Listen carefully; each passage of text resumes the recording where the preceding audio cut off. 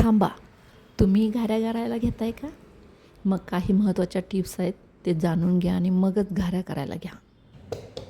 पहिली टिप, भोपळ्याचा असा आवाज यायला पाहिजे. जेव्हा आपण बाजारातून भोपळा आणतो ना, तसा हा वाजवून घ्यायचा, म्हणजे तो आतून चांगला असतो, चांगला पिकलेला असतो. जर तुम्ही काप विकत घेत असाल तर तो आतून असा छान पिकलेला असावा. कच्चा पिवळा भोपळा नका घेऊ. भोपळा कट करून त्यातील बिया काढून छोटे छोटे काप करून घ्यायचे आणि त्याच्या पाठीमागची साल पण आपल्याला काढून घ्यायची आहे. जरा सावकाशच काढावं लागणार बरं का, पण ते पूर्ण भोपळा पिकलेला असल्यामुळे त्याची साल फार कठीण झालेली असते. ती सावकाशच आपल्याला त्याची सालं काढून घ्यायची आहेत आता दुसरी टीप अशी, नेहमीसारखा भोपळा आपण किसत बसायचा नाही आहे.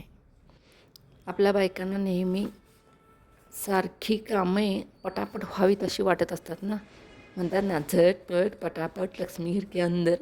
तसंच सगळ्यात सोपी पद्धत म्हणजे भोपळ्याचे साली काढून हे कुकरात डायरेक्ट आपण तळात थोडंसं पाणी घालायचं, एक चमचाभर, आणि त्यात ह्या भोपळ्याचे काप घालायचे आणि त्याच्यावर 1 बाऊल भोपळा असेल तर 1 बाऊल गूळ घालायचा आणि कुकर लावून 3 शिट्ट्या काढायच्या. जर तुम्हाला गोड हवं असेल जास्त तर तुम्ही एका बाऊलला 1 बाऊल गूळ असं प्रमाण घेऊन ते कुकरला शिजवून घेऊ शकता. दुसरी टीप, फक्त आपण ह्याच्यात गव्हाचं पीठ नाही घालायचं आहे. त्याच्यात थोडं तांदळाचं पीठ 1 पळी आणि 1 पेळी डाळीचं पीठ असं घ्यायचं आहे आणि ते मिक्स करून मग पीठ आपण वापरायचं आहे.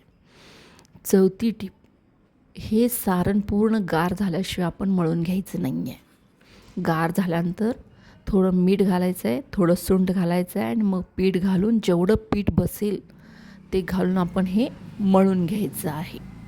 मळून झाल्यानंतर ते 10 मिनटं झाकून ठेवायचं आहे आपल्याला आणि त्याच्यानंतर मोठे मोठे गोळे करून टेबलावरच डायरेक्ट आपण लाटून घेऊन घाऱ्याचे काप काढून घ्यायचे आहेत.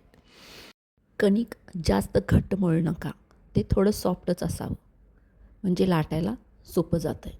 आणि लाटतानाही हे पान थोडंसं जाड असावं, जास्त जाड नको, जास्त पातळ नको. पातळ असलं तरी पण घाऱ्या कठीण होऊन जातात. सगळ्यात शेवटची महत्त्वाची टीप 5वी, आपण तेल एकदम मोठ्या आचेवर ठेवूनच घाऱ्या तळायच्या आहेत. गॅस लहान करून तळलात तर घाऱ्या चांबट होतात. मोठ्या आचेवर तळलात घाऱ्या मस्तपैकी फुलून येतात आणि कलरही खूप छान येतो. या काही टिप्स लक्षात ठेवून तुम्ही जर ह्या पद्धतीनं घाऱ्या केलात तर त्या छान सॉफ्ट, मऊ, खुसखुशीत अशा बनतात आणि ते बरेच दिवस टिकतातही. प्रवासालाही आपण घेऊन जाऊ शकतो.